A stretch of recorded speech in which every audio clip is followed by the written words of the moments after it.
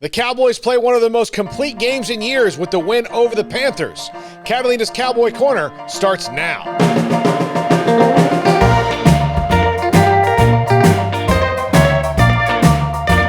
Welcome into Catalina's Cowboy Corner. Cowboys 36, Panthers 28.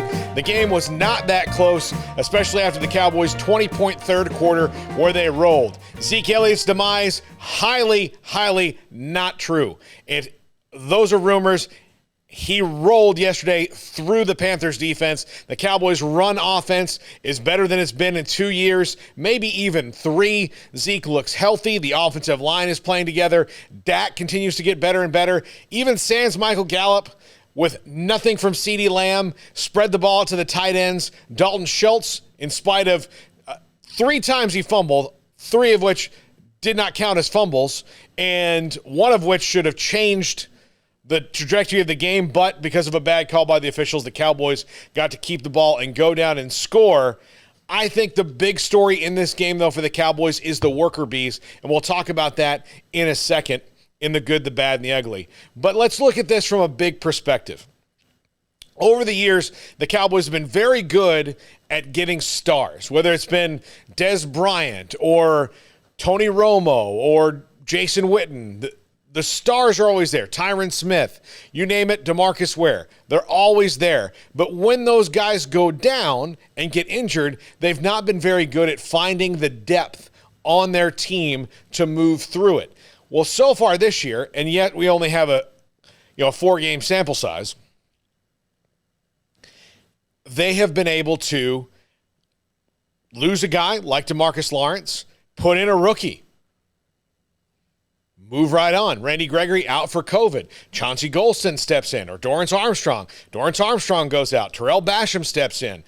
Both defensive tackles who they planned on starting, Tristan Hill and Neville Gallimore, haven't played a snap or really even practiced that much this year. In Tristan Hill's case, he hasn't practiced at all for the Cowboys this year, a second-round pick from just a couple of years ago. And defensive tackle is somehow a position of strength with guys like Brent Urban and rookie Osa Odighizuwa. They're getting their help from all points on the roster, no matter who it is. The secondary is mostly rookies and guys on short-term contracts. Damontae KZ, Jaron Kearse, and Malik Hooker at safety, all on one-year deals, and Hooker and KZ are coming off Achilles tendon injuries, and both are playing out of their minds. And again, not guys on long-term deals. It's going to set up some interesting things when the Cowboys have to decide who to keep and who to let go into free agency next year. But the secondary playing very well, especially because of Trayvon Diggs, who intercepted 2 passes again this week and leads the league, already setting up to have an all-pro type season in his second year. So let's go through the good, the bad, and the ugly. The good, I mentioned the worker bees. They're getting contributions from everyone. Terrence Steele continues to play well at right tackle in place of Lyle Collins. Chauncey Golston did not really have much of a training camp. Came in and had a sack. Osa Odighizuwa, a rookie, also had a sack. Brent Urban playing really well. And, of course, those safeties all making it happen. The bad, this was ugly the first 2 weeks, but now it's just into the bad. Mike McCarthy's decision-making can be called into question. I'm not sure why you go for 2 in the spot they went for 2 and they wind up not getting it. And for a good stretch, we're losing the game to the Panthers before they turn it on the second half. But those are risks you don't need to take in the NFL, but Mike McCarthy seems intent on taking them. And the ugly in this week's game has got to be the fact that in the fourth quarter, they completely let their foot off the gas, and that is on Mike McCarthy.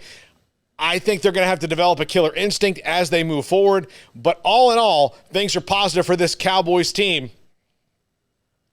as they move forward through the season. The Giants are coming up next. We'll have a preview of that game on Friday on Catalina's Cowboy Corner. Please like and subscribe to the Sick'em 365 Sports YouTube channel and to Catalina's Cowboy Corner. If you don't like and subscribe, Danny DeVito is going to play Batman. Bad things will happen if you don't like and subscribe. This is Catalina's Cowboy Corner on 365 Sports.